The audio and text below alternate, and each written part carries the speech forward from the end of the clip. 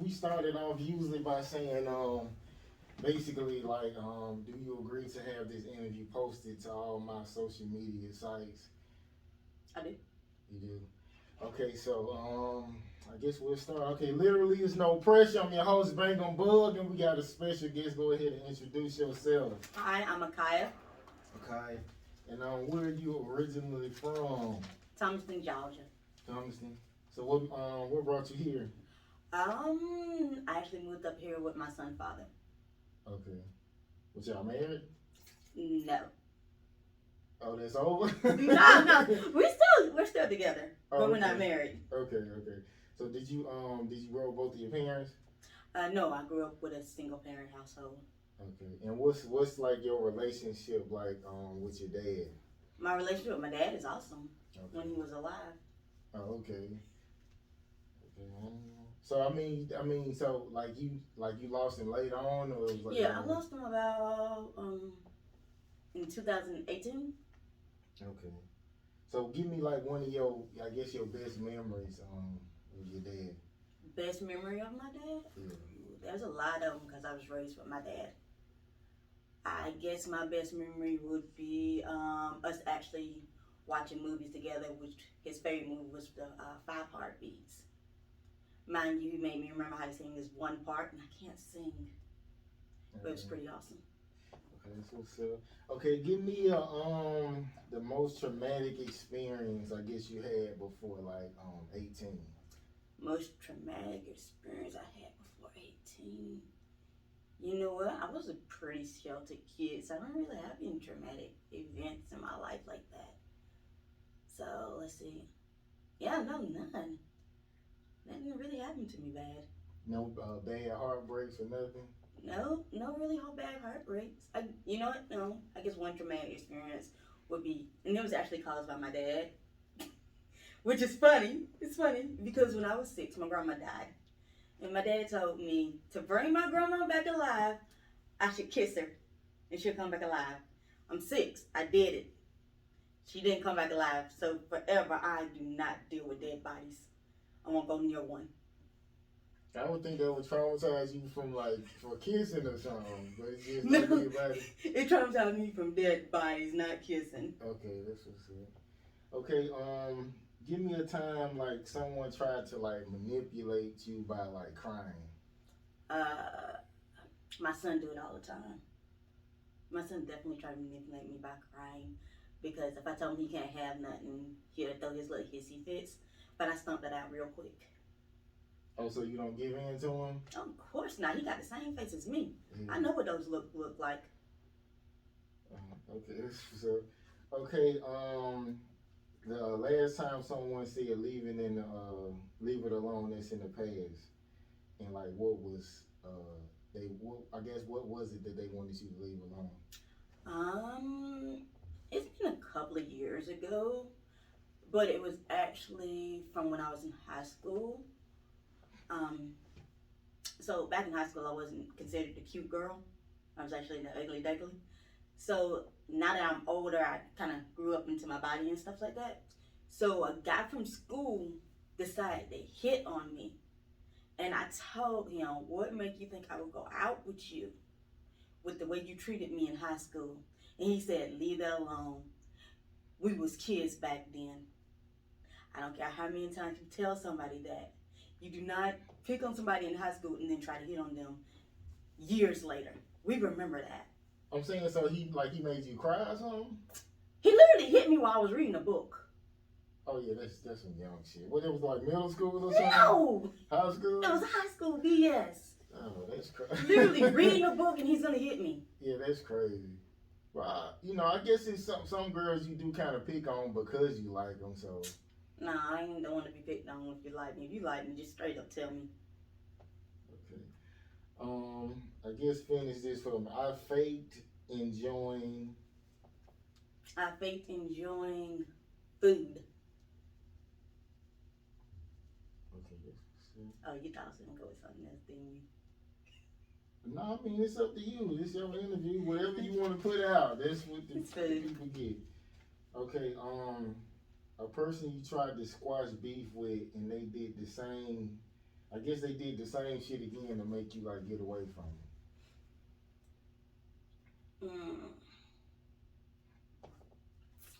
Chris, my stepsister. Um, well, our relationship's already kind of rocky, but with her, what really killed it was I let her come stay with me. Now she did it twice, and the second time I was like, I'm done with it because I was trying to help her out. But both times she made it seem like I wasn't trying to help her. it. And what did she do like to kind of mess it up? Let's see. The first time, it was she felt like that I wanted her money, and you know what? It's the second time the same thing. She felt that I wanted her money as well, but I don't want your money. You don't get that much in the begin with, and you don't get it regularly at all anyway. And then my son father, he make enough money for both of us to survive, so we don't really need your money. Our issue was that we was trying to better her. We wanted her to go to college and stuff like that. But people was in her ear telling her that we wanted her money. And then when she came to move with us the second time, we was like, okay, I was like, the only thing you have to do is just look out for my son and stuff like that while you here. You're not required to pay any bills or anything like that. And you can find a job. If you find a job, we'll take you to and from your job if need be. If not, you can ride the bus. All just flopped out. So she ended up lying on me to somebody else. Threw our relationship out of whack. Truth came out, and then after that, I don't talk to my stepsister any longer. Okay, so dude, I mean that's okay with that. Like, so you trust another woman like around your guy like that? Cause usually stuff usually happen like when a woman come in the house like and she just around like a guy usually try to mess with her like you ain't. Yeah, I don't have any trouble trusting a woman around my man. And my thing is like if somebody's gonna cheat, they're gonna cheat anyway. And the person they're cheating on me with don't have any loyalty to my relationship. So I'm not faulting that person. I'm faulting the person I'm in a relationship with. That was his choice if he's gonna cheat on me. I don't know what he told that person. So why am I blaming that person instead of going straight to the source? I mean, sometimes it's not necessarily like trusting. It's just like you might be a good guy, but some girls tempt you to the point like it'll kind of make you give in. Just about having a female walking around with little shorts on, he ain't normally would go out and cheat, but it's just so tempting like to do something because they see it. Like, again, I have enough trust in him that he wouldn't do it, and if he did do it, then that's on him. Yeah. He's a full-grown adult. If somebody drops some coochie in your lap, you just gonna go ahead and take it? You can fully just say, no, I don't want the coochie. But if you take the coochie, you was intending to do it in the beginning with. There was no, she was leading me on, this and that. You was attracted in the beginning. Yeah. You just need that little bit of hint to get going. Okay. So you never cheated before? Oh, I've cheated before. Of course I have. With the guy you with now? Yeah. And he forgave you? Yeah. He cheated on me too. Oh, okay. Yeah. So it's that type of relationship. Like you probably would forgive him too then. Yeah, I forgave him. Why? Shouldn't I? Because I'm pretty sure there's things I don't do in my relationship that he wants, but I won't do. And there's things don't do in my relationship that I want him to do. Like what? Mostly just sexual things. And then our communication is good, but it's not good at the same time. Like I can communicate with him, but if it's a serious discussion, it's a yeah, okay, type of answers with him. Okay, so I guess when you step out, that's the only reason. It's not because like an attention thing. It's just like some sexual stuff. It's an attention thing as well, though. Yeah, it's an attention thing as well. Because if I'm in a relationship with you and I map out everything that's wrong, because I'm not one of those girls that be mysterious about what's wrong with the relationship. I don't have time for that. And that's fucking confusing for both of us. So I tell you what's wrong. And if I keep telling you what's wrong over and over again and you're not fixing those mistakes, then we have an issue. Because I'm communicating, but you're not doing anything to fix what I'm communicating about. Okay, so with the sexual stuff, like, so should you get in a relationship with a person who don't meet all the requirements that you need? And so here's the thing. I got my son father when I was 18. Yeah. So at 18, yeah, I've done stuff, but I don't know what I want fully sexually at the age of 18. At the age of 18, me being on my back is pretty good. But as you get older, you start to realize, maybe I want to do something different. Maybe I want to try this out. Maybe I want to try that out. But if you get with a partner who doesn't want to do this or try that out, then it really doesn't go anywhere sexually. So it can put a damper on your relationship. So he noticed, like. Of course. Okay, that's what's up. Okay, Floyd Mayweather, he was doing this interview and he was saying we have people in our lives we love and don't trust. So who is a person you love and don't trust, like in your life now? Love but don't trust. And why? You know what? Nobody. Because if I can't trust you, then I can't have you in my life like that. Because that's going to put mental stress on me. And that's going to have me thinking, if I do this, is it going to come back? Are they going to come back to screw me? If I tell them this secret, are they going to go back and tell everybody else? So I try to exit all that stuff out of my life. So my group of friends is, I could probably count all my friends on one hand. All my good friends on one hand.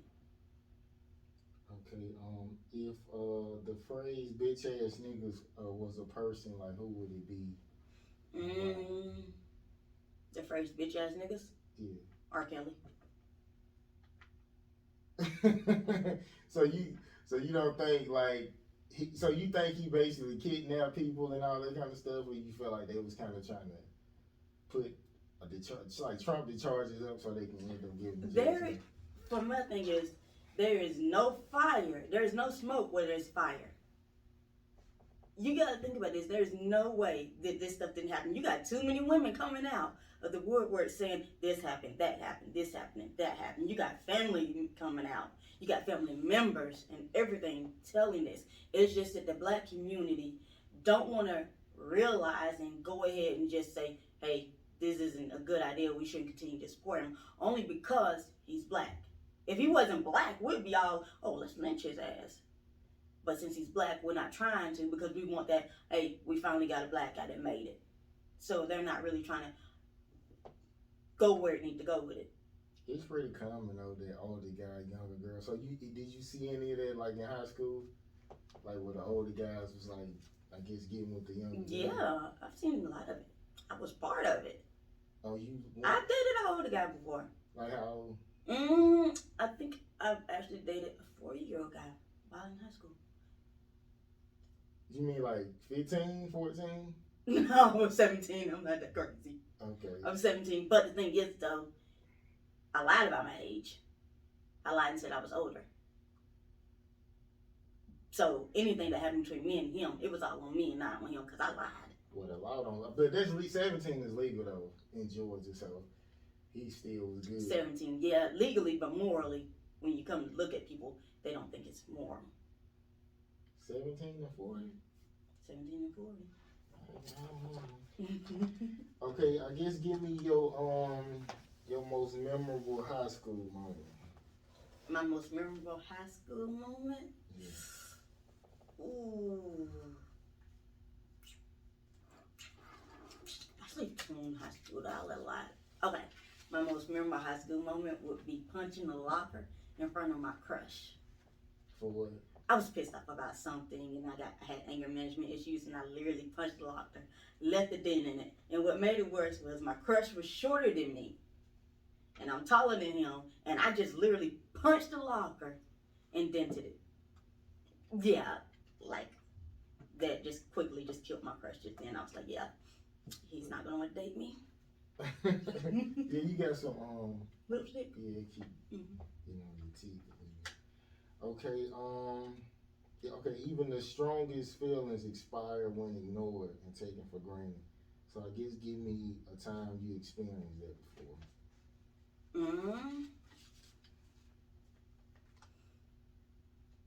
It would be with my my mother. And what's the story behind that? I was not raised by her. She wasn't really in my life like that, and I felt that at some point in time, I did actually love my mother and wanted to be around her and wanted to be with her. But when it came to putting forth effort and communicating, it fell short.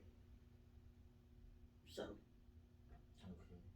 So do you feel like y'all can reconcile like any kind of way, or you just like no, you don't want to deal with it? I can't reconcile any. No, I wouldn't want to. I can't reconcile anyway because she's dead as well. Oh, okay. So you got any family like in Atlanta or No, I don't have any family in Atlanta. just your boyfriend? Yeah, just my stepfather. Okay. A time you regret opening up to someone. Mm. A time I regret opening up to someone.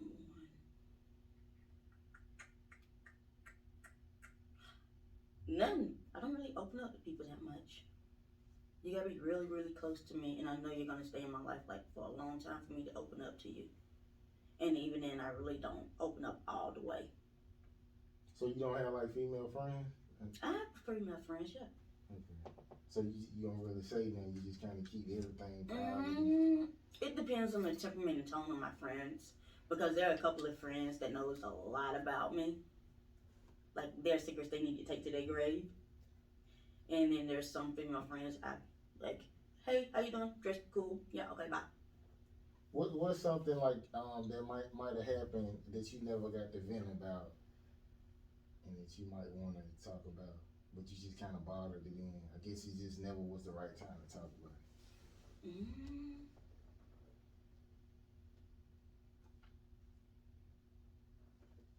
Mm, mm. These are hard questions because I think I'm pretty much that one that's mouth to say some stuff even when I'm not supposed to, but I still get my feelings out some kind of way. Mm, none that I can think of at the moment. Okay. An event that caused you to shut down. An event that caused me to shut down. I think that would be the days that I was bullied in school and stuff like that. That definitely caused me to shut down, and that's probably one of the reasons why I'm not really close to people. So you used to get like beat up or just like made fun of? I've gotten in fights before. I'm pretty sure I got beat up a couple of times because I'm not really a fighter. And there have been times that people have been mocked me, picked on me about my clothing, my hair, my looks, the fact that I read and watch anime and stuff like that. If it was something they can find to pick on me about, it was picked on. I guess we all kind of deal with that, but I know I was used to be like, I ain't going home crying, so I'm fighting or whatever. I might can let a few things slide, but nah, I'm not. I ain't that type that people always say like I haven't been through like trauma and stuff, but I never let something keep going to where like I want to kill myself or hurt myself. I just kind of stop it. And I know some people they just deal with it, hurt, cry, and they won't commit suicide. So. I think there was times in school that I have blown up. Yeah, there are times in school that I have blown up, punching walls or anything. So I think that kind of trimmed down as some of the bullying because the fact that I will punch something, not someone, but something. So I guess that kind of swerve people off of you a little bit if they know that if you're punching an inanimate object and walk it off like you didn't get hurt, then yeah. So what would you tell a child like how to, I guess, the best way to deal with bullying since you went through it? The best way to deal with bullying is just to know that their home life could be way worse than what you're getting in at school.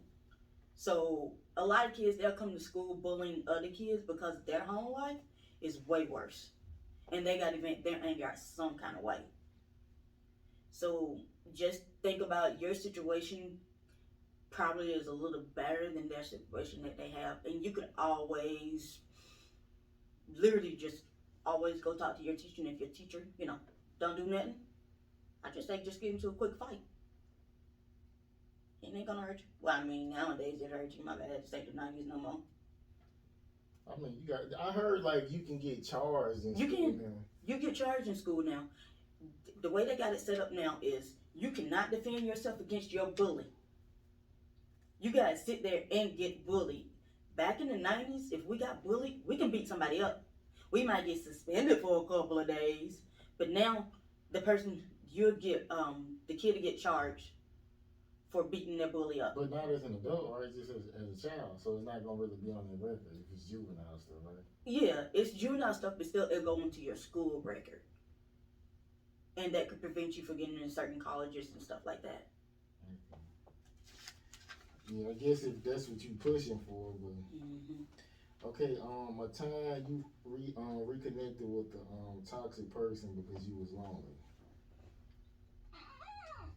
A time I reconnected with a toxic person because I was lonely.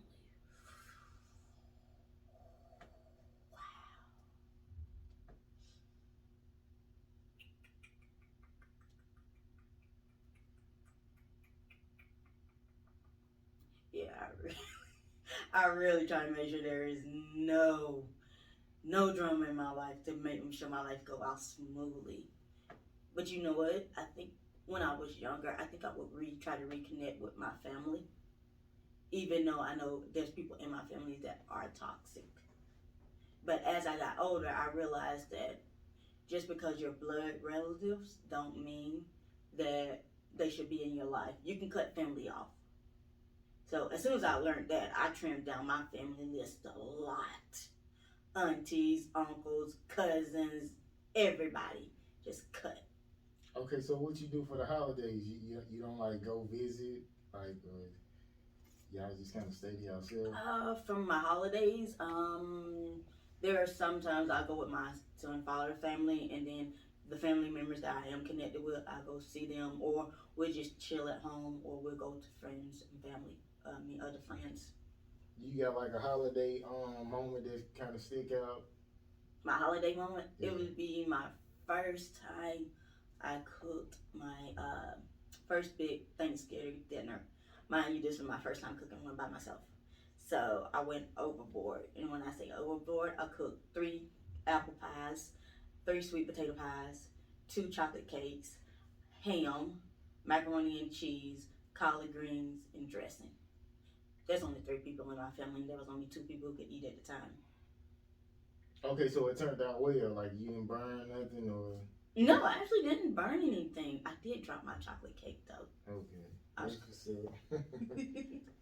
Okay, I guess as an influencer, do you think it's important to like show your ups and downs? Yes, it's very important to show your ups and downs. You can't always show that you have good things going on, because if you do that, it dilutes people into thinking that your life is always great, and make them think, why can't my life be this great? There's nothing going on with that person's life. So yeah, it's a good thing to show people your ups and downs. Okay. Yeah, so I don't know if you heard of was it Latruth? I guess the social media guy. I know I seen him in a video. It was saying like his wife is mad because he won't adopt her children that she had before he got with her. Like, what's your thoughts on that? Okay, so I haven't actually heard of that, but I think that's something they should discuss before they got married.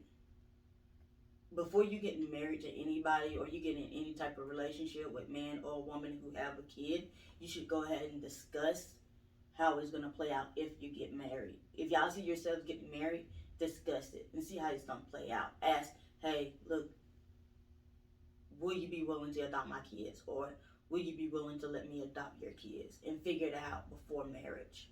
Don't just spring up and say, I want you to adopt my kids, or I want to adopt your kids, because some people don't want that type of deeper connection with a stranger and their kids.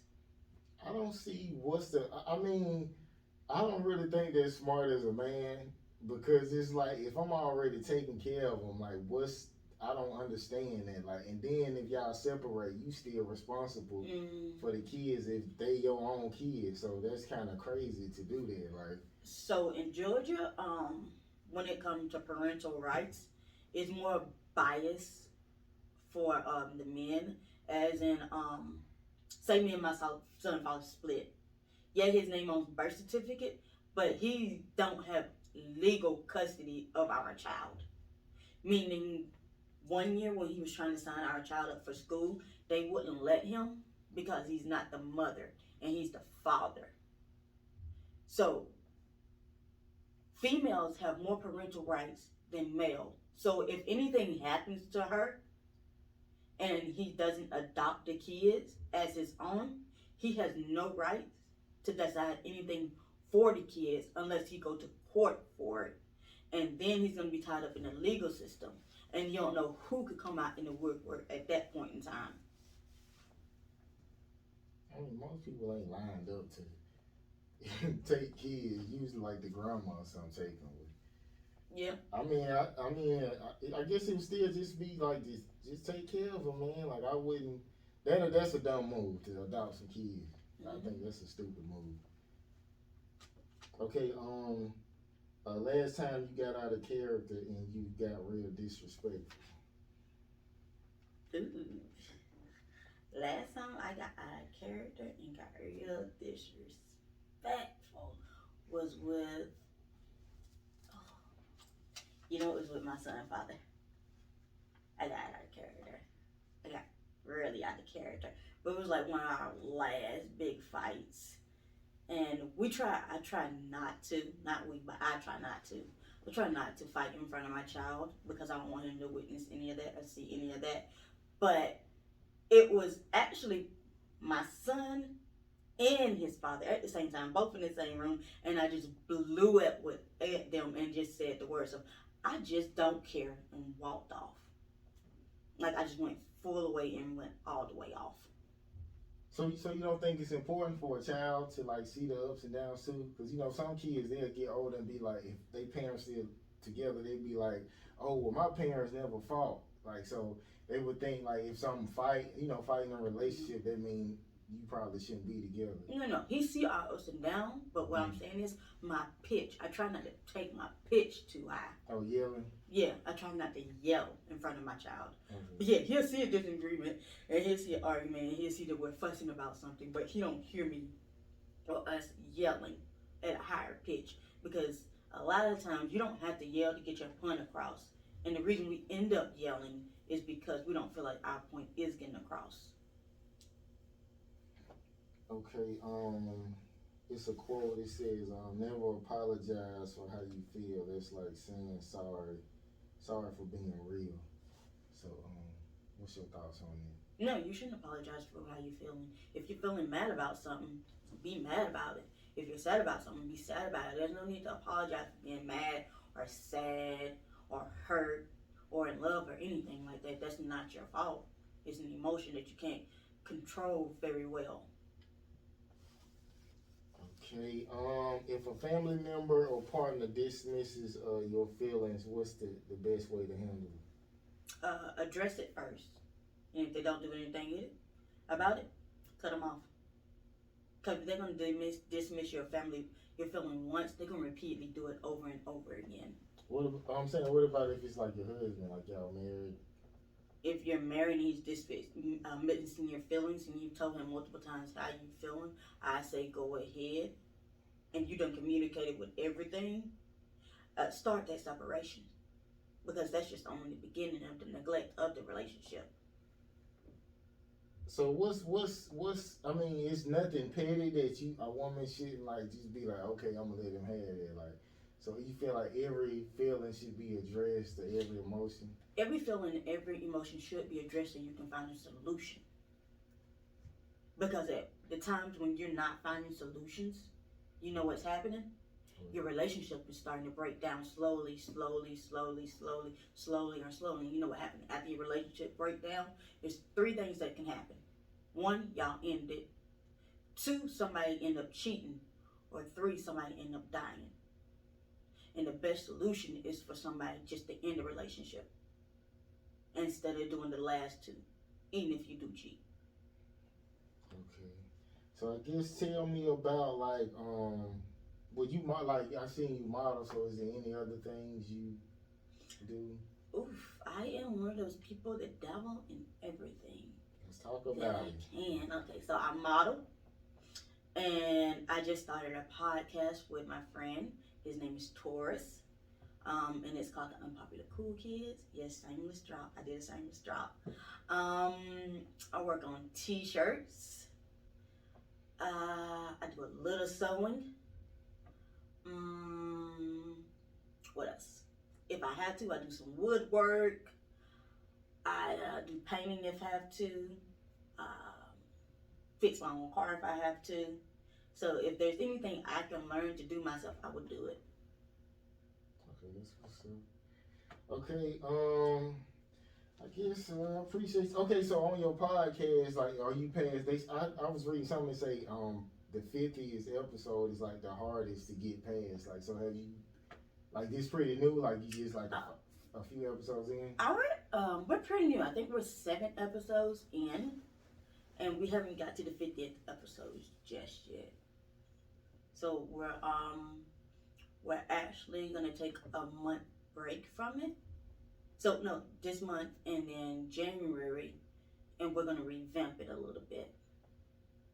So I never really took a break. I know when COVID hit and all that stuff was happening, like the studio where I was at, like the guy got kicked out. mm-hmm. So I had to like scramble around and find a new spot. But that's the only time I took a break.